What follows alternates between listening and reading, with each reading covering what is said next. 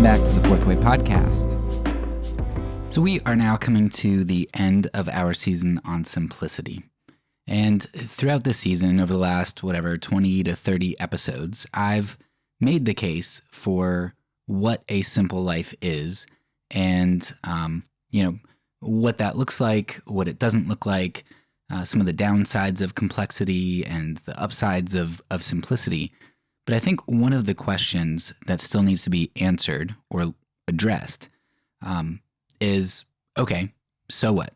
Now I know what the simple life is more, and I know what complexity is, and maybe I even know some of the downsides of it, but is the simple life meaningful?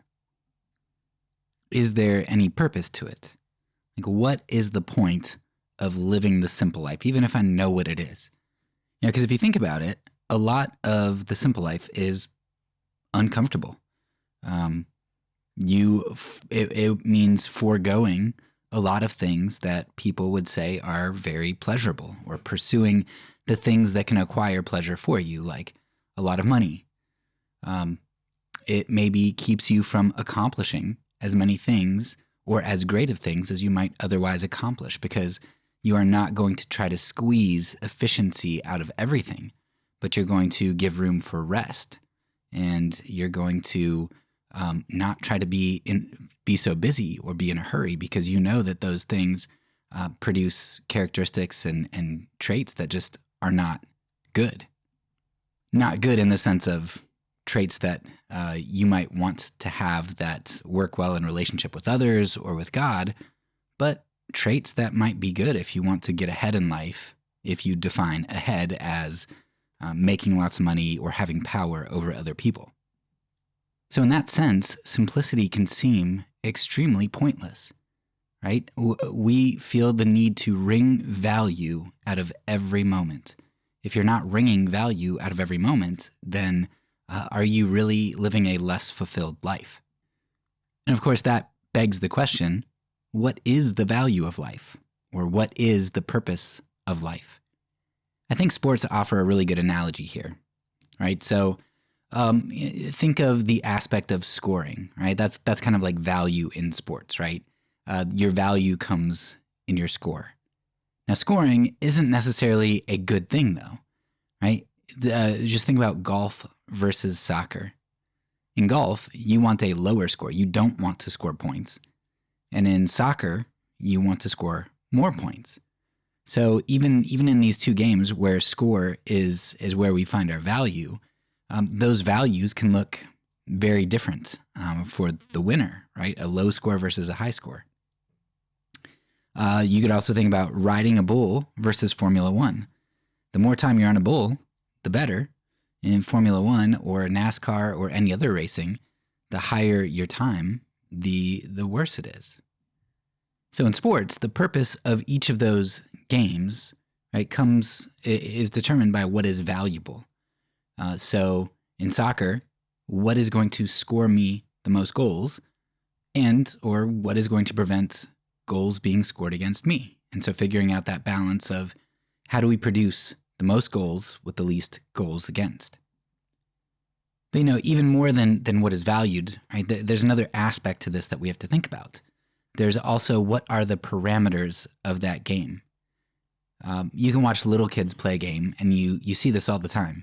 If they're playing something like Cops and Robbers, right, the little kids always like, bam, bang, bang, I shot you all, right? They have perfect aim, and then when they get shot at, they never die. They kill everyone else, but they can't die.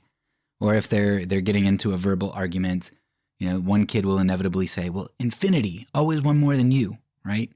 And so instead of like invoking the logic of, another higher number and then a higher number, they just invoke these, like God modes where they're the best. They defeat everybody. They don't have to play within any rules. They just dominate. Kids go out of bounds all the time trying to win a game, trying to achieve what is valuable. It would be akin to, going back to the soccer analogy, if you got, MMA fighters to man your soccer team, and you're just all of a sudden like taking everybody on the other team out. Like, MMA fighters are great at taking people out physically, right? But that doesn't fit within the rules of the game. And when you get 11 red cards, you've got nobody to defend, and you're going to get no goals for you, and you're going to get lots of goals against you. Going out of bounds, not playing by the rules of the game, doesn't let you achieve the value. If you recognize the value as goals and you employ MMA fighters, you're still not going to get the goals, even though you recognize that the goals are what's valuable. And that's because you're not playing by the parameters of the game. Now, that's easy to see with little kids' games or see in sports, right? To recognize the value as well as the parameters of the game. But in real life, it's a little bit different because there is significant disagreement on what is purpose and what is value. And if you identify those values correctly, what then are the parameters of the game? And right now, for the last, 5 or 10 years, Christian nationalism has been something at the forefront of my mind, as well as a lot of people in the Christian culture and the United States in general, just because of the rise of this nationalism and theocratic tendencies and all of that kind of stuff. But if you take a look at the Christian nationalist value, it's this idea of the implementation of national dominance, or, for Christian nationalists, Christian dominance in the nation. They want a comfortable life, free of persecution, with the implementation of God's law. Okay, I think I can agree with those values. I would love for freedom. I think that's a very important value. Freedom and, people doing what's right. People obeying God's laws. Because if people are obeying God's laws, then they will love God, and that will lead them to love others. What more could you want for society but a society that allows for freedom and that doesn't do violence to people, and that cares for people, that implements justice, social justice, right? Because you're loving God and you're loving others. Of course, that's a great value, right? So while I would agree significantly, I would align very much so with the desire of the Christian nationalists in terms of loving God and loving others, right? Seeing his law implemented in that sense, and living a life of freedom and free of persecution for people. While I align with their values, in terms of the parameters that they view us playing by, I would disagree significantly. Christian nationalists may give lip service to many of the same values that God wants. Things like sexual fidelity, worship of God alone, justice, right? Those sorts of things. They're running out of bounds with the ball all the time. Right? They're tackling their own teammates, and they're employing MMA fighters to take out the other team. Right? And they think that they're scoring points. They think that they're scoring points and getting, obtaining the value because they recognize true value, yet they're not employing the means that get you that value. They latch on to value without observing the parameters, the boundaries. Now, we could go down the list. We could find other people that have different forms of value. They identify different forms of value, different parameters to the game, all that, right? Nihilists might say that there is no purpose. Hedonists, who could also essentially be nihilists, could say that we define our own purpose. The disagreements just go on and on about what is value and what are the parameters for obtaining that value. So to argue for a simple life, as I have done this season, is really to butt up against all of the value systems that exist. We're all playing the same game, right? We essentially have to be. The game of life, if it's fashioned by a creator, we're playing that game. Or maybe we're playing the game of life that just arose by chance, and there is nothing outside of ourselves that imposes meaning, right? We're all playing the same game. We might just disagree about the game that we're playing. But many of us who are playing the game of life, we're all going about it, playing the game by many different playbooks. When there's only one playbook that really that's really going to fit our the parameters of the world that we live in, of reality. In this episode, then, I want to make a case for purpose and value from the Christian point of view. And in fact, I want to say that on any other system that's at least non-theistic, on any other system, particularly naturalism, there is no such thing as purpose, right? It just doesn't work. I want to argue that God determines and grants us purpose and value. Now, if I'm right, and if we know that purpose and value come from God, that doesn't then mean that we're going to attain that value. We're not going to necessarily score the goals, because we can recognize what legitimate points are, what legitimate ends are, while failing to play by the rules of the game. So after I lay out the argument for purpose and value, I'm going to conclude by emphasizing the importance of playing by the rules of the game. Now, I don't think the issue of purpose could be any more important to discuss than it is today. As much of the Western world shifts away from religion and towards atheism, and particularly materialism, the world is left with a gaping hole in their lives. Without moral commands or the divine direction that once guided individuals and nations, many irreligious are left searching for that which can infuse their lives with purpose. And most end up landing on some system of self-purpose because it's easy, it's convenient, it's unobtrusive. Now, this system of self-purposing generally means that each individual must figure out or fashion their own purpose in life. And once a purpose is identified, then life can meaningfully be lived out. While self-purposing sounds fantastic, I mean, who wouldn't want to just follow their own desires? There's at least one big problem for materialists. And that's because self-purposing is incoherent on their system. It can't be done. It's absolutely unintelligible. To discover why materialism can't provide purpose, and especially self-purpose, I want to explore deeper the concept of this purpose that we've been talking about. First, we need to understand that purpose is imported. So what is the purpose of an axe? I want you to think about that right now. Like, what's the purpose of an axe? It probably sounds like a really simple question, but just if you need to, pause for a minute and just think, what is the purpose of an axe? Now, I suppose that depends on who you ask. I mean, the maker of an axe might describe one purpose to you, and a lumberjack might agree with that purpose. Lizzie Borden, however, might take exception with the lumberjack. For Lizzie, the purpose of an axe was to take human life. Now, the first observation we can make about purpose is that purpose is something which is imported to an object. An axe is merely an axe and has no purpose of its own. It only obtains purpose when an outside object, its maker, a lumberjack, or Lizzie, when that individual imports purpose to it.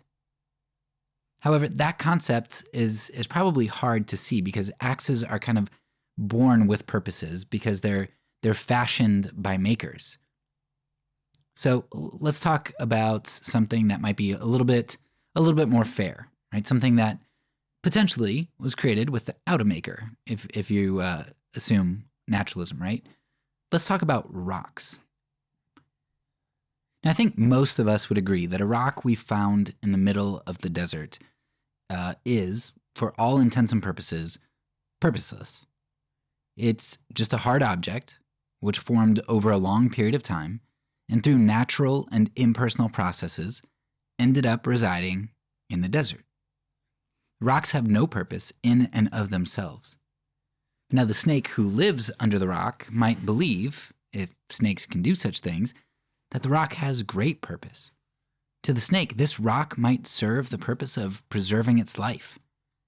To a wayward or adventurous explorer, the rock may be purposed as a seat upon which she can rest. So while the rock, in and of itself, has no purpose, it can obtain purpose from the outside when others import purpose into it. Objects must be wielded. We could use the words used, implemented, right? They must be wielded to have purpose. The second concept here is that purpose then is going to require three entities or three parts. Let's think a little bit deeper about the rock in the desert and identify the components of purpose that are present in this situation. First, we have a rock sitting in the desert, and it's simply a neutral, unpurposed object. It just simply exists. However, when a traveler comes across the rock, she's able to import purpose into the rock. At the point the traveler imports purpose into the rock is no longer a mere or simple object, but it's actually an instrument. The traveler is able to transform the rock into an instrument because she is a purposer. And finally, we are going to have a goal, which in this case is going to be rest, right? The goal of the purposer is to rest. Notice that our goals are generally, and probably always, though I don't know, they're often or always intangible concepts. So while the traveler physically sits down on a rock, her goal is not to touch the rock with her posterior, but it's to achieve this concept of rest.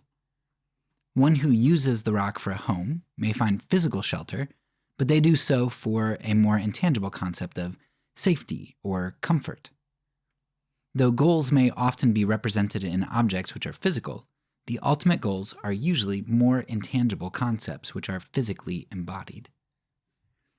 Now, to make things a little bit simpler, here's a kind of a way that I would think about it, about the components required for purpose and the direction that purpose tends to flow. So there's a purposer, right? A subject here, a purposer, who does the action of infusing purpose into an object, and when that happens, this object becomes an instrument, and this action then produces a goal, right? It achieves a goal, an end. So you've got a purposer infusing purpose into an instrument for the action of their goal. Now notice how we have three separate components, essentially, right? Purposer, instrument, goal. And this is going to be really important to understand to make sense of our future discussion. So to expound on this concept just a little bit more, let's imagine that we had a rock with no other sentient creatures around. Nothing, right? Just this rock. Would it be possible for the rock to have purpose? I would say, of course it's not, right? The rock would just sit in the desert until it eroded away into absolutely nothing. Now, admittedly, that example seems really stupid, right? Because rocks can't think. So we're just talking about things outside of itself, which might not seem fair to a lot of naturalists who are like, yeah, but I can import purpose into myself if I was just sitting in the desert. So for the sake of argument then, let's extend the example by giving the rock a mind and volition. But before we do that, I do want to take one brief detour to lay a foundation for our understanding of materialism here. So materialism says that all that exists is physical. Right? There's no supernatural, and most materialists, right, would believe that there's nothing immaterial. There are people, some naturalists would believe in immaterial objects, which I guess they wouldn't be materialists, but they'd be naturalists. They believe in immaterial objects like mathematical numbers and stuff, like these abstract objects. But in general, right, naturalists and materialists, of course, are going to believe that there's no supernatural and no immaterial. So while certain aspects of that seem really apparent and inconsequential, the deeper implications of materialism are really significant as it pertains to purpose. Because if materialism is true, then not only are rocks, trees, and rivers material, but feelings and thoughts are material as well, manifesting as simply physical synapses firing in a physical brain. So love, the will, desire, everything, absolutely everything is simply material. Without a ghost in the machine, so to speak, a soul to act upon the material, then this is going to mean that every action, every thought, every feeling that we have is simply an inevitability which results from prior material conditions created by a cause and effect sequence initiated like dominoes all the way back at the Big Bang, up until the moment your synapses fired to produce action and caused you to inaccurately perceive that you actually intended to do something. So, without understanding materialism, we need to come to an understanding that purpose is going to require immaterialism. With this understanding of basic materialist implications, let's return to our rock in the desert and give it a mind and give it some will. Let's not give it legs. I think that's going to be going too far for our analogy. We're going to complicate things. So, no legs, can't go anywhere, can't do anything, but it's got a mind and it's got a will. On materialism, the thoughts that this rock has are really just physical processes occurring in cause and effect succession, right? The rock couldn't think other than what it does think. Now, please note that this is not very controversial for most intellectual materialists. This is a largely understood belief that they hold about cognition and self. And even if you want to throw quantum physics into this and you talk about indeterminacy and all that stuff, you're still okay. Then you just take like absolute determinism and you just make it random determination, right? It's still not you choosing something. It's just a flip of a coin that determines something for you. So it doesn't escape if you try to go the quantum route.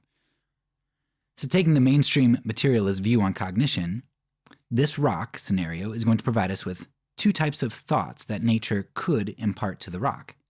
Thoughts which correspond to reality, or thoughts which don't correspond to reality. And those are the only two options for this rock that's sitting there in the desert, with the thoughts and volition it has. Either the thoughts it has correspond to reality, or they don't. The first path for the rock would be for nature to impart true thoughts to the rock. Whether, there'd be no intent in nature, so it just so happened that the rock got true thoughts. Okay, the rock might think to itself, "Oh, I desire to sit here, a bastion in this barren landscape, to impart beauty and rest for any weary traveler who may pass by, before I weather and erode, becoming one with the earth again." And so, the rock does just that. It sits there in the desert, adding to the desert's landscape beauty that nobody else is going to see, and eventually it just dissolves back into the earth. The rock's desires corresponded with reality. The desires are aimed towards that which will likely happen given the nature of what a rock is. The rock desires only those things of which it is capable, and the rock desires things which nature will inevitably make happen. Now, perhaps nature rewarded the rock with good feelings for the correspondence of its beliefs with reality. Of course, nature can't do that. It doesn't intend anything, but maybe evolutionarily, right, this rock develops good feelings when there's a correspondence with reality. But in the end, the rock's true thoughts, they weren't prescriptive, right? Though the rock may have perceived them as such. As the rock neared its demise, it might have reflected back upon its life and thought about how accomplished it was for pursuing the purpose that it identified as worthy of pursuit. But ultimately, we observers who understand geology know that the rock simply underwent inevitable processes we could have explicitly described and predicted with our knowledge of how our mechanistic world works. The rock's perception that it was purposing or prescribing for itself then was really simply descriptions of what actually occurred and what couldn't have been otherwise. Nature was just kind enough to let the rock in on its ultimate fate ahead of time. Nature gave the rock desires which corresponded with the reality to which nature would eventually and inevitably lead the rock. Now, the second mental path for the rock on materialism is to have thoughts and volitions which don't correspond with future reality. Maybe the rock believes that one day he's going to be a star. He's going to travel the rugged terrain, cross vast distances, and join some band of like-minded rocks. With this rock band, this rock star would change the world. While this immovable rock may have had lofty aspirations, those aspirations never had the possibility of being achieved. But nature has no concern for truth. And so this rock could have spent a lifetime pursuing the impossible, while achieving only the inevitable. To our rock, he may look back on his life and identify his failed purpose as misfortune or missed opportunities, or he may thank the rock gods for unanswered prayers because he loved his life and realized his dreams would have really made his life a nightmare. But all of that is really irrelevant, right? Nature did what it did, and it couldn't have been any other way. The feelings and beliefs of the rock are irrelevant. Regardless of the rock's thoughts and their correspondence to reality, notice that in both examples, the rock accomplished nothing. In a materialistic universe, both the rock's ultimate fate and the rock's course of action, including mental actions like the rock's own thoughts, they were determined. No matter what the rock thought, or rather, whatever thoughts nature dictated to the rock, its destiny was to sit in the desert and be eroded into dust. The laws of physics couldn't have had it any other way. Now, while such a thing is easy to understand with an immovable rock, you could just extrapolate that out further because the same is true of we humans on materialism. Though we are more complex than rocks, we are mere matter in motion, set on an unavoidable course, a determined course, which includes even our thoughts. Now, this is exactly where materialists start to go very wrong in their assumption that we can purpose ourselves.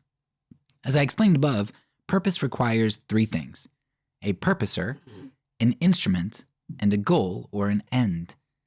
To get those three components, materialists unwittingly smuggle immaterialist notions in their assumption that we can purpose ourselves.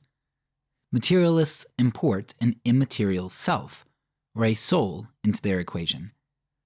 Materialists act as though I, a purposer, purpose my physical body, an instrument, to accomplish some goal. Now, there's a huge problem with that. There is no distinct I on materialism. They're borrowing a concept that only dualism can give them, something only possible if humanity is composed of a body and a soul, some immaterial third party distinct from the body. But on materialism, there is no self separate from the body and physical processes. We might perceive that we are distinct entities from our corporeal bodies, or that we have a self, but this concept is really just a chemical fiction told in our brains. Like our rock star friend, our failure of our beliefs to comport with reality has no bearing on our ultimate end. It only serves to placate and delude us into a life which tends towards survival until we, like the rock, return to dust. But if that's the case, what happens when we remove a third entity from this equation? When we remove the purposer from our equation? Remember, purposer infuses purpose into an instrument, or object becomes an instrument, which then, through action, accomplishes a goal, right? But let's take out our purposer, right? Because there is no distinct self on materialism. Without prescription, without intentionality, without this third party, we're left with a much different equation, right? Rather than purposer, instrument, goal, we end up with just cause and effect, or action, reaction, right? We just have not an instrument, we just have an object and an action. One is dominoes. One object has an action that was started way back at the beginning of time, and that domino hits the next one, which hits the next one, just object hitting object hitting object. There's nothing to infuse purpose here because there is no self. It's all just action, reaction. Now, causes are impersonal, and so are effects. A cause only becomes an instrument when it is purposed. An axe is an object, and an axe was the cause of Lizzie's parents' death.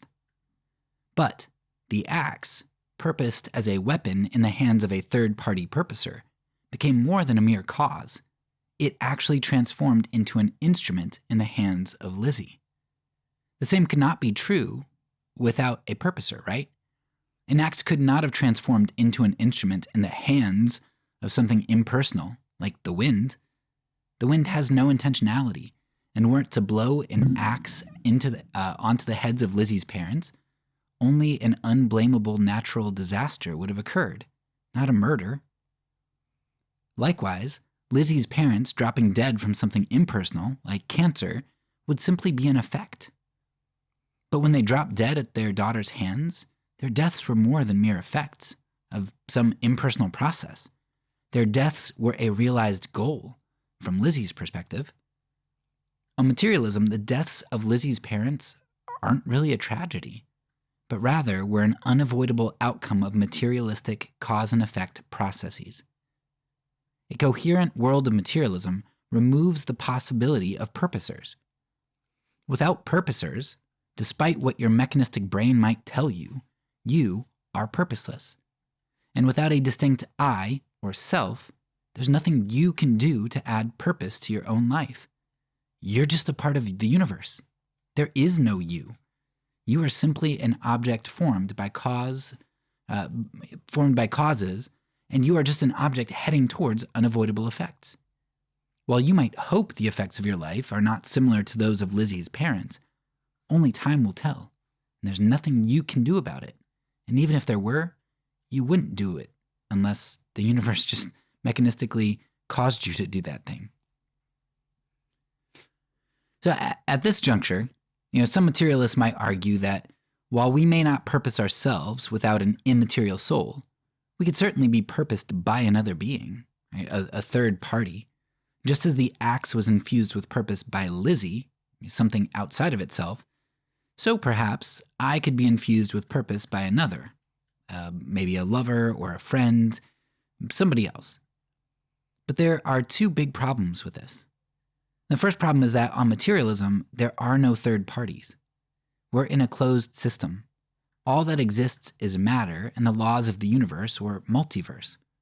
While we humans may create words and terms to differentiate unique formations of matter throughout the universe, there's nothing in the universe which demands that these things be distinguished. Let me provide an example here that might help. There's a popular kids song on the internet back when my kids were little called Finger Family. Right? In the song, all 5 digits of the hand are named. Right? Mother finger, daddy finger, etc. Now, I can go around and name all of the parts of my body, big and small, from every quirk in my body to every large structure. However, we all understand that it would be ludicrous of me to believe that when you're talking to me, my finger, head, or any other part of me is distinct from me. Myself is composed of all of me, and you don't have to address every part of me. You simply address me. Everything that you are composed of is a part of you. And while we can distinguish different formations and different compositions at different parts in your body, and while we can assign different vocabulary for different features, all parts of your body are still you. Now, I fail to see how a materialistic universe would really be any different. Sure, there might be a lump of flesh over there, which I identify as Tom, and one over there I identify as Sally, but each human, like me, is just going through the mechanistic cause and effect processes that I'm going through. We're all part of this one universe. We compose the universe's body with no distinguishing otherness that demands that I identify one person or object as one thing and another as a separate entity. We're all just the universe. Distinguishing different parts of the universe might be a useful speech fabrication. It is not an observation of genuine otherness. While we can acknowledge distinct features, features are very different than distinct identities, distinct volitions, etc. If the universe dictates everything, and we are all part of this one universe, then we have no reason to think there is any legitimate party, any party beyond this one universe, or any party beyond this one universe which is an intentional being. While this first response undermines the logical coherence of believing a third party can purpose us in a materialistic universe, since there are no clearly distinct third parties in a materialistic world, the second problem lies with the intuitively moral incoherence of such a system. If a materialist wants to argue that the only way they can maintain purpose is by saying that we receive our purpose from others, then we have some major disconnects here. What could the materialist say about the rights of African enslaved in the Americas? even if the materialist pretends such things weren't inevitabilities in a mechanistic world, and even if they pretended like there are legitimate identity differences which could allow distinct human beings to purpose others, they would still have no grounds to say that such a travesty as slavery was wrong. If we receive our purpose from others, then surely others can ascribe whatever purpose they desire to us. So long as one group is stronger and more domineering than another, they can purpose whatever purposes they desire to win. Now, try telling that to the sex-trafficked girls or the victims of barbaric despots. For as angry as Dawkins and Hitchens get at a God who dictates our purpose and value, how could they not be more off-put by other ignorant mortals being the determiners of their value? Certainly we may be living in such a hopeless world where the powerful can purpose as they wish without transgressing any objective morality. But if we do live in such a world, our speech about human rights needs to shift from one which implements absolute truth language to one which uses preferential language. I don't like slavery, but if someone wants to do it and can, that's their prerogative. If you don't like that option, the alternative is to just keep living inconsistently in self-delusion about the incoherence of such a system and the non-existence of objective morality and purpose. The only possibility for materialists to escape their purposelessness is to fabricate some unexplainable self. Assuming this unfounded and non-explanatory explanation, surely if I purpose myself and you purpose yourself, then it would be wrong of you to use your will to encroach on my goals. While this view would carry a number of huge issues like moral intuition and oughtness or obligation, our inconsistency in stopping suicidal people, perhaps the worst part of this is going to be that the materialists invoke a gaps argument. We don't know, it just isn't the type of explanation seemingly scientific materialists like to invoke, and one that they often critique. Yet it's all I can see that they're left with when discussing purpose formation in a materialistic universe, other than simply admitting that life is meaningless and there is no such thing as purpose. The big question for me then is, does Christian immaterialism get us something better? And I think it most certainly does. On Christianity, God, an immaterial being, creates ensouled humanity. Humanity has one choice before God, before them, the choice to submit to the purpose of their purposer, God, or the choice to attempt to create their own purpose. Now notice how Adam and Eve have a soul, and in theory can purpose themselves because they are dualistic creatures. Their souls, their selves, are able to use their bodies as instruments for the purposes they fashion unto certain ends. Unfortunately, Adam and Eve attempted to create their own purpose, rather than submit to being instruments of their Creator God. While it was possible for them to form their own desired purpose, God's warning that such an action would be devastating came true. You can use a hammer to hit nails, as the maker intended, but you can also use it to smash tight lids off of glass jars. But hammers were made for one thing by their makers, and to use them otherwise will often lead to damage and ineffectiveness. Adam and Eve, in pursuit of their own fashioned purposes, threw off their maker's design and purpose, and as Lizzie's in her misuse of the axe, they have wreaked havoc on the human family. My big question, however, is whether ensouled creatures are truly able to create their own purpose. Now, when Adam and Eve rebelled, did they at least lead a successful rebellion? Did they at least create some momentary pleasure and self-purposing as they raised their fists to God? In the end, it seems to me that they failed. Their self-purposing failed not only because it threw off their maker's intent, but also because it ended up reorganizing our equation. Just think about God's equation versus Adam and Eve's self-purposing equation.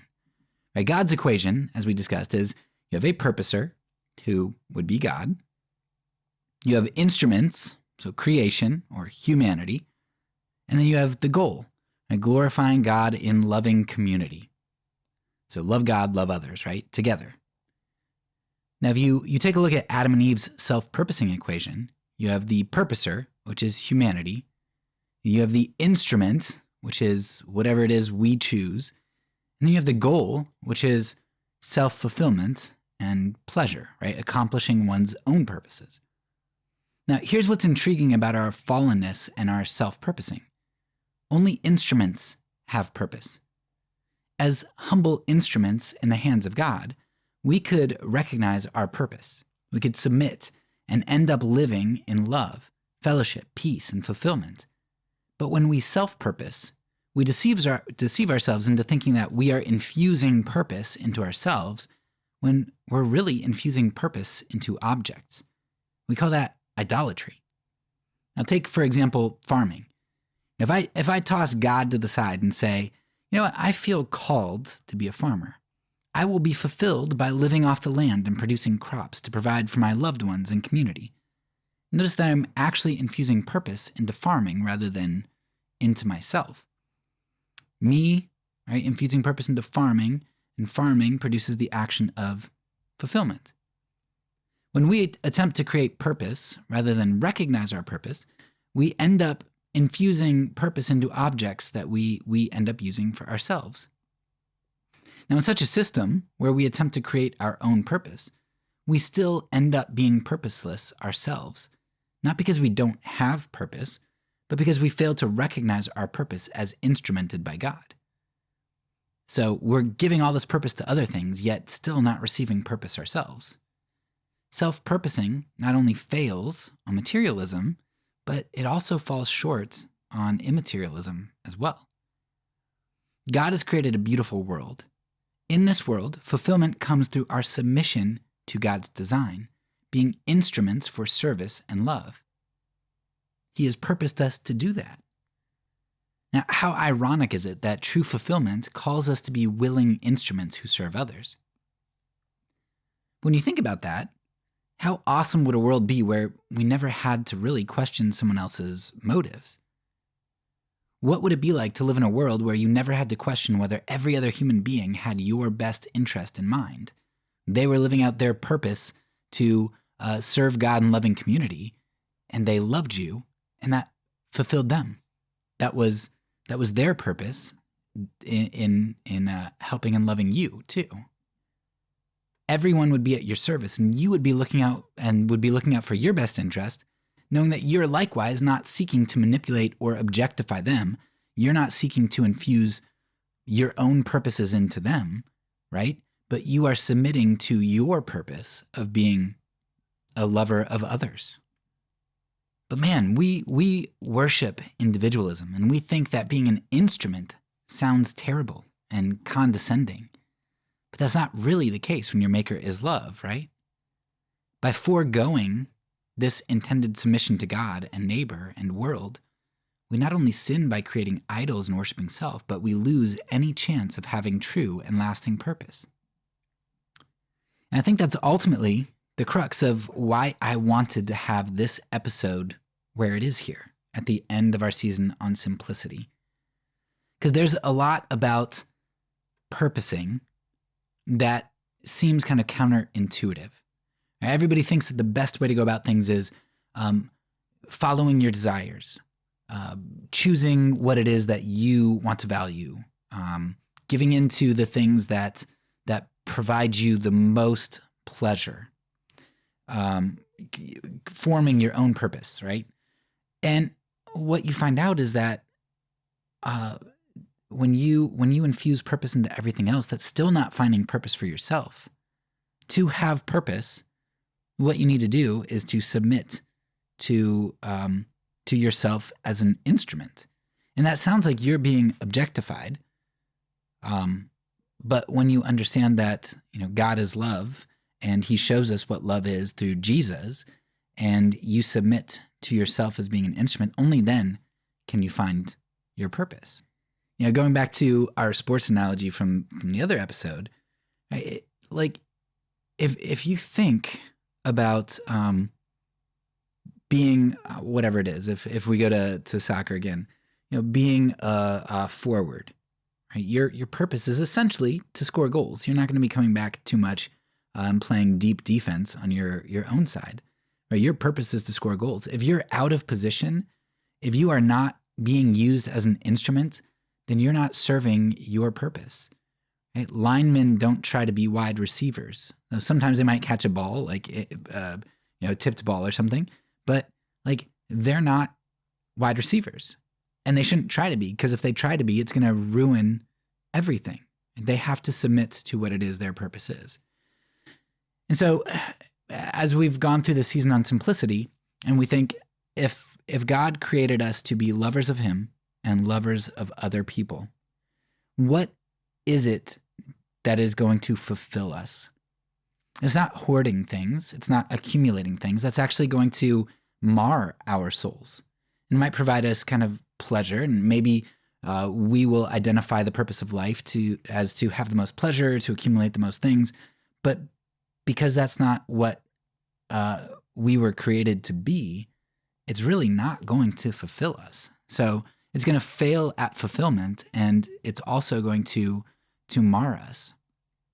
And so understanding the way that God created the world, and understanding that we are instruments, and that we find our purpose in our submission to our instrumentality, and that because our God is love, this submission to instrumentality, our use as instruments, is not being an objectified, wielding in an objectified fashion by God, but His purpose and His example is love. And it's that outward looking to other people. In Eden, right? They didn't realize they're naked because Adam was looking out for Eve and nature and God, and Eve was looking out for Adam and nature and God. And they didn't notice their own nakedness. So, living a simple life is still extremely challenging.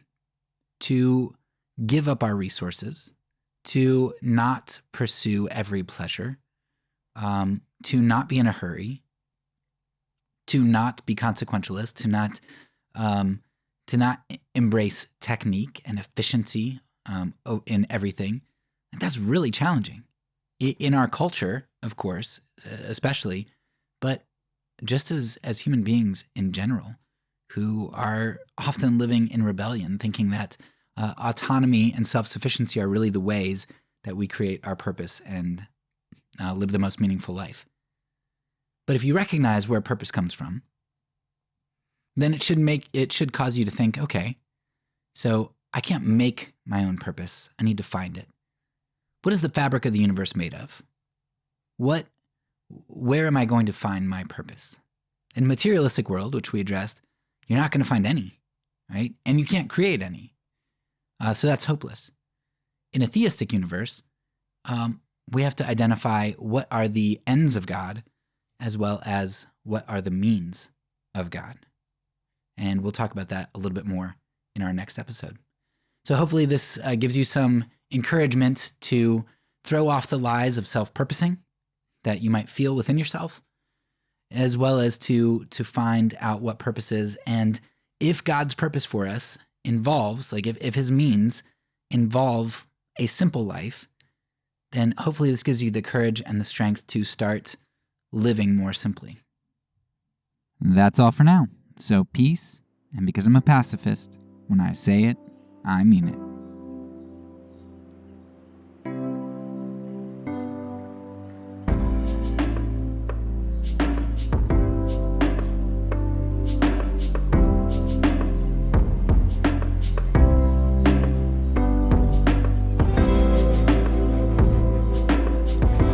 This podcast is a part of the Kingdom Outpost Network. Please check out the links below to find other great podcasts and content related to nonviolence and kingdom living.